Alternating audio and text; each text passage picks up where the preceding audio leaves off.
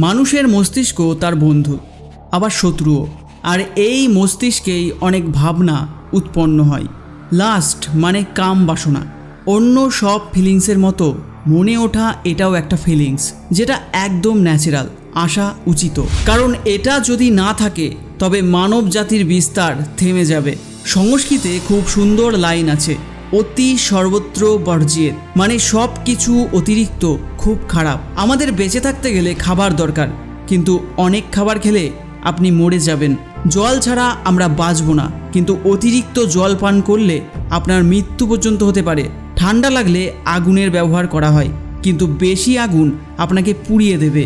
আর ঠিক সেভাবেই মাইন্ডে সেক্সুয়াল থট আসা, শরীরের ভেতর সেক্সুয়াল অ্যাক্টিভিটি করার ইচ্ছে জাগা একটা লেভেল অবধি ঠিক আছে, কিন্তু একটা লেভেলের পরে এটা যতটা আপনাকে বরবাদ করতে পারে ততটা আর অন্য কোনো জিনিস নেই। আমি যদি আপনার কাছে কোশ্চেন করি ইন্টারনেট কত বড়, আপনার অ্যান্সার হবে নিশ্চয়ই অনেক বড়।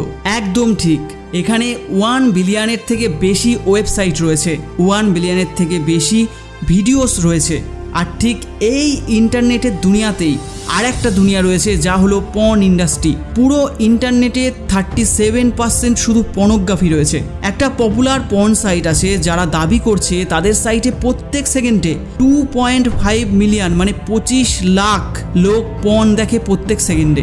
আজকের এই মডার্ন দুনিয়াতে প্রত্যেকটা সেকেন্ড এত সেক্সুয়াল কন্টেন্ট কনজিউম করবার পর, ইনস্টাগ্রাম ফেসবুকে হট রিলস ভিডিও দেখার পর সেক্সুয়াল থট আশাটা অনেক বেড়ে যায়। কয়েক সময় তো এই থট মানুষকে শান্তিতে বসতে দেয় না, তারা না চাইতেও নিজেদেরকে আটকাতে পারে না, বারবার মাস্টারবেট করে থাকে। ধরলাম সেটাও নয়, ঠিক আছে, কিন্তু এই কাম বাসনা মানব জাতির জন্য তখন অভিশাপের রূপ নেয় যখন আমাদের সামনে এমন রেপ কেসগুলো সামনে আসে।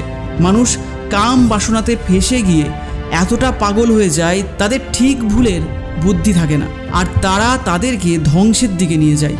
একটা মানুষ না চাইতেও ঘন্টার পর ঘন্টা পর্ন দেখতে থাকে, প্রত্যেকটা মেয়েদেরকে নোংরা দৃষ্টিতে দেখে, প্রত্যেকটা জায়গায় তার মাথায় শুধু এই ধরনের থট ঘুরতে থাকে, আর মন তাকে বারংবার এইভাবে অতিষ্ঠ করে তোলে। এখন আমি আপনাকে একটা গল্প শোনাচ্ছি। আপনার মনে যত প্রশ্ন রয়েছে কাম বাসনাকে ঘিরে, সব প্রশ্নের উত্তর আপনি এই গল্পে পেয়ে যাবেন। গল্পটা শুধু মন দিয়ে শুনবেন আর বুঝবেন। একটা আশ্রমে একজন গুরু আর তার শিষ্যরা থাকতো, আর তারা রোজ আশ্রমের বাইরে ভিক্ষা করতে যেত। ওই আশ্রমের একটি শিষ্য যে গ্রামে ভিক্ষা করতে যেত, আর তার যাবার পথে একটি পুকুরের সামনে দিয়ে তাকে যেতে হতো। সে একদিন সেই পথ দিয়ে যখন যাচ্ছিল তখন সে দেখলো ওই পুকুরের পাশে গাছের আড়াল থেকে একটা ছেলে কিছু একটা দেখছে। সে তার কাছে গেল এবং তাকে প্রশ্ন করলো যে ভাই, তুমি এখানে দাঁড়িয়ে দাঁড়িয়ে কি দেখছো? তখন ওই ছেলেটি বলল, পুকুরের দিকে একবার তাকাও, তুমিও দেখতে পাবে। তো সেখানে কিছু মেয়ে কলসিতে জল ভরছিল।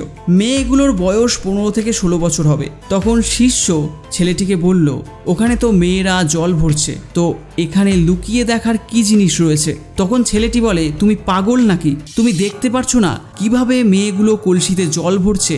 একবার শুধু তাদের শরীরটাকে দেখো, তাদের কোমরটাকে দেখো, কলসিটা ওঠানোর সময় তাদের চুল কিভাবে তাদের কোমরের আশেপাশে ঘুরছে সেটাকে দেখো, কত সুন্দর। আর এই সব শুনে শিষ্য আবার পুকুরের দিকে তাকালো। প্রথমে তো সে কিছু দেখতে পেল না, কিন্তু এবার সে দেখলো, কিন্তু ভয়ে ভয়ে সে লুকিয়ে দেখলো মেয়েগুলোকে, যেন তাকে দেখে মনে হচ্ছিল সে কোনো অপরাধ করছে। সে হঠাৎ কেঁপে উঠল এবং বলল, আমি এটা ঠিক করছি না, আমার মনে হয় আমার এখান থেকে চলে যাওয়া উচিত। আর সে সেখান থেকে চলেও গেল। কিন্তু সে যখন আশ্রম গেল তার চোখের সামনে বারবার সেটা আসতে লাগলো, যেটা সে পুকুর পাড়ে দেখেছিল। এখন তার আর কোনো কাজে মন লাগে না। সে প্রত্যেক দিন ভিক্ষা করতে বের হয় আর প্রত্যেক দিন সেখানে লুকিয়ে ওই মেয়েগুলোকে দেখতে থাকে। এখন এটা তার রোজের কাজ। সে সব সময় এখন উল্টো পাল্টা খেয়ালে ডুবে থাকে, কোনো কাজে তার মন বসে না। আশ্রমের কাজও সে ঠিক করে করতে পারছে না, না সে ঠিক করে ঘুমাচ্ছে, না ঠিক করে খাচ্ছে। তার মন অস্থির, চঞ্চল হয়ে উঠেছে। তার মন বারবার মেয়েদের শরীরকে দেখার জন্য চঞ্চল হয়ে পড়ছিল। ইভেন যখন গুরু শিক্ষা দিত, পাঠ পড়াতো, তখনও তার মন অন্য কোথাও থাকতো। আর এই সকল অভ্যাসের জন্য তার গুরু বিষয়টা নিয়ে ভাবলো। একদিন গুরু তাকে তার কাছে ডাকলো আর বলল, আজকের পর থেকে আমিও তোমার সাথে ভিক্ষা করতে যাব। তখন শিষ্য গুরুদেবকে বলে, আপনি চিন্তা করবেন না গুরুদেব, আমি এখনই ভিক্ষা করে নিয়ে চলে আসব। গুরুজির মনে সন্দেহ হলো, আর সেও শিষ্যর পিছু পিছু ভিক্ষা করতে বের হলো। কিছুটা সামনে যাবার পর গুরু দেখলো তার শিষ্য কোনো একটা ছেলের সাথে দাঁড়িয়ে লুকিয়ে লুকিয়ে যেন কিছু একটা দেখছে। তাকে দেখে মনে হচ্ছে সে কোনো নোংরা কাজ করছে। গুরু তার শিষ্যের পেছনে গিয়ে দাঁড়ালো আর দেখলো তার শিষ্য আসলে কি দেখছে। গুরু দেখতে পেল তার শিষ্য গাছের পেছনে লুকিয়ে ওই সকল মেয়েদেরকে দেখছে। তখন গুরু শিষ্যকে বলল, তুমি এটা কি দেখছো? শিষ্য গুরুর আওয়াজ শুনে ভয় পেয়ে গেল আর তার ঘাম ঝরতে শুরু করলো। সে ভয়ে কাঁপতে লাগলো, যেন দেখে মনে হচ্ছে কোনো চোর চুরি করে ধরা পড়েছে। আর শিষ্যের সাথে থাকা ছেলেটি দৌড়ে পালালো। এখন শিষ্য তার গুরুর চোখের দিকে তাকাতে পারছিল না আর আমতা আমতা করতে লাগলো। কোনো শব্দ তার মুখ দিয়ে আর বার হচ্ছে না। তখন গুরুজি বললেন, আরে আমার শিষ্য তো এত সহজে ভয় পেত না, কিন্তু আমি আজ কি দেখছি? আমার শিষ্যের চোখে এত ভয় কেন? তখন শিষ্য বলল, গুরুদেব আমাকে মাফ করে দিন, এই ছেলেটি আমার কোনো বন্ধু নয়, সে আমাকে ইন্ধন জুগিয়েছে। আমি আপনার কাছে প্রতিজ্ঞা করছি আমি আজকের পর আর কখনো এরমটা করব না। তখন গুরুদেব শিষ্যকে বলল, কোনো ব্যাপার না, তুমি এই কথা মাথায় রেখো, যেমন সঙ্গতি করবে তেমন ফল তুমি পাবে। আমরা যেমন সঙ্গতিতে থাকি তার ভাবনা আমাদের মাথা আমাদের মনে বাস করে, আর তাই ভালো সঙ্গের সাথ দাও, তোমার ভেতরে ভালো ভাবনা ভালো চিন্তা আসবে। এরপর তারা দুজনেই আশ্রমে ফিরে এলো। এরপর থেকে শিষ্য সব কাজকে মন দিয়ে করতে লাগলো। সে ওই রাস্তায় এখন আর যায় না, অন্য রাস্তা দিয়ে গ্রামে ভিক্ষা করতে যায়। সব কিছু ঠিকঠাক চলছিল, কিন্তু কিছু সময় পর শিষ্যের মনে ক্রোধ উৎপন্ন হয়। সে আশ্রমে থাকা অন্য শিষ্যদের সাথে খারাপ আচরণ করতে থাকে। সে সঠিক সময়ে খাবার খেত না আর অনেক কম খাবার খেত। এই সব দেখে গুরুজির আবার মনে কিছু সন্দেহ হলো। একদিন রাতে গুরু শিষ্যের কাছে যায় এবং সে শিষ্যকে বলে, তুমি তোমার প্রতিজ্ঞা কতবার ভেঙেছ? এই কথা শোনার পর শিষ্য গুরুর পায়ে পড়ে গেল এবং কাঁদতে শুরু করলো। সে কাঁদতে কাঁদতে গুরুদেবের কাছে বলল, আমি আমার প্রতিজ্ঞা অনেকবার ভেঙেছি। আমি প্রত্যেকবার শপথ তো করে নিই, কিন্তু সেটা প্রত্যেকবার রাখতে পারি না। আমি আমার মনের ওপর নিয়ন্ত্রণ করতে পারছি না। আমি অনেক চেষ্টা করছি আমার মনে থেকে সব বাজে চিন্তা ভাবনাকে বের করে দিই, কিন্তু আমি সেটা চেয়েও করতে পারছি না। তখন গুরুদেব শিষ্যকে বলল, তুমি আমার সাথে চলো। তখন গুরুদেব শিষ্যকে আশ্রমের একটা বাগিচার সামনে নিয়ে গেল আর শিষ্যকে বলল, তুমি এইখানে দেখো, এখানে কয়েকটা নালা তৈরি হয়ে আছে, যার মাধ্যমে নদীর জল এই সকল গাছের কাছে পৌঁছাচ্ছে, আর এই জল সারাদিন বইছে। তুমি কি এই জলকে থামাতে পারবে? তখন শিষ্য বলল, হ্যাঁ গুরুদেব, আমি এই বয়ে যাওয়া জলকে থামাতে পারবো। শিষ্য তখন কিছুটা মাটি তুলে ওই নালার কিছুটা অংশে রেখে দিল, আর কিছুক্ষণের জন্য নালার জল থেমে গেল। কিন্তু কিছুক্ষণ পর জল মাটির ওপর দিয়ে বইতে শুরু করলো আর মাটিও জলের মধ্যে বয়ে গেল। তখন গুরুদেব শিষ্যকে বলল, আরে এটা কি হলো? এই জল তো থামলই না, তুমি যে বললে তুমি এটাকে থামিয়ে দেবে। তখন শিষ্য বলল, গুরুদেব কোনো ব্যাপার না, আমি এটাকে থামিয়েই ছাড়বো। তখন শিষ্য বড় একটা পাথর নিয়ে এসে নালার মুখে রেখে দিল আর জলটা থেমে গেল।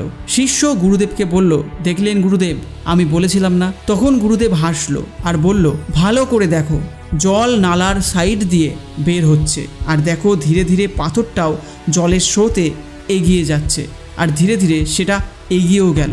গুরুদেব শিষ্যকে বলল, তোমার সাথেও এটাই হচ্ছে। তুমি বারবার চেষ্টা করছো, বড় থেকে বড় চেষ্টা করছো, কিন্তু প্রত্যেকবার তোমার চেষ্টা ব্যর্থ হচ্ছে, আর সেটা সব সময় হবে, তুমি যত বড়ই পাথর রেখে দাও না কেন। আর এই সব শুনে শিষ্য বলল, গুরুদেব এর থেকে বাঁচার কি কোনো উপায় নেই? আমি কি কখনো এই নোংরা ভাবনা থেকে বাইরে বেরোতে পারবো না? তখন গুরুদেব শিষ্যকে নদীর কাছে নিয়ে এলো, যেখান থেকে ওই বাগিচাতে জল যাচ্ছিল। গুরু শিষ্যকে বলল, এটাই সেই নদী যেখান থেকে জল যাচ্ছে। আমরা যদি এখান থেকেই ওই রাস্তাটাকে বন্ধ করে দিই যেখান থেকে জল বাগিচাতে যাচ্ছে, তবে কি আমরা এই জলকে থামাতে পারবো? তখন শিষ্য বলল, হ্যাঁ গুরুদেব, এটা হতে পারে। আমি একটা কাজ করছি, আমি এখান থেকেই জলটাকে বন্ধ করে দিচ্ছি, যাতে সামনের নালাতে জল যেতে না পারে। তখন সে অনেক পরিশ্রম করে পাথর মাটি বোঝাই করে নালার মুখ বন্ধ করে দিল। আর তারপর শিষ্য গুরুকে বলল, গুরুদেব আমি জল বন্ধ করে দিয়েছি, এখন এই জল না তো নালাতে যাবে আর না তো বাগিচাতে। তখন গুরুদেব বলল, এখন যদি এই জল বাগিচাতে না যায়, গাছপালা যদি জল না পায়, তবে কি গাছপালা বেঁচে থাকবে?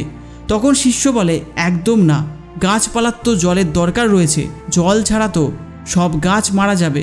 আর তখন গুরুদেব শিষ্যকে বলল, আচ্ছা যদি আমরা সব নালা কেটে নদীর জল একদম গাছপালাতে পৌঁছে দিই তবে কি হবে? তখন শিষ্য বলল, সব গাছপালা গলে নষ্ট হয়ে যাবে, আর কিছু বেঁচে থাকবে না। তখন গুরুদেব হাসলো আর তাকে বলল, তুমি এটা বোঝো, আমরা কোনো জিনিসকে আটকাবো না, আমাদের শুধু ব্যালেন্স করতে হবে।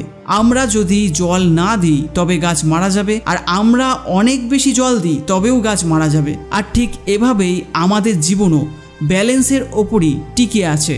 আমি যদি তোমাকে আমের বিষয়ে ভাবতে বারণ করি, তবে তোমার মনে সবার আগে কিসের ছবি আসবে? তখন শিষ্য বলে, আমের। ঠিক এভাবেই বাজে ভাবনাকে জোর করে আটকানোর চেষ্টা করো না। তুমি যত এদের আটকাবে এরা তত তোমাকে চালাবে, তাই এদের চেপে রাখবে না। আর কখনো কখনো বাজে ভাবনা চিন্তা বাজে মানুষদের থেকে আমাদের মধ্যে আসে। কামুকতা আমাদের মধ্যে থাকে, কিন্তু কিছু অশ্লীল লোকেদের সাথে থাকবার জন্য সেটা আমাদের ওপর চড়ে বসে, যেটা তোমার সাথে হয়েছে। তখন শিষ্য গুরুদেবকে বলে, আপনি ঠিক বলেছেন, আমি ওই ছেলেটির জন্য আমি আমার লক্ষ্যভ্রষ্ট হয়েছিলাম।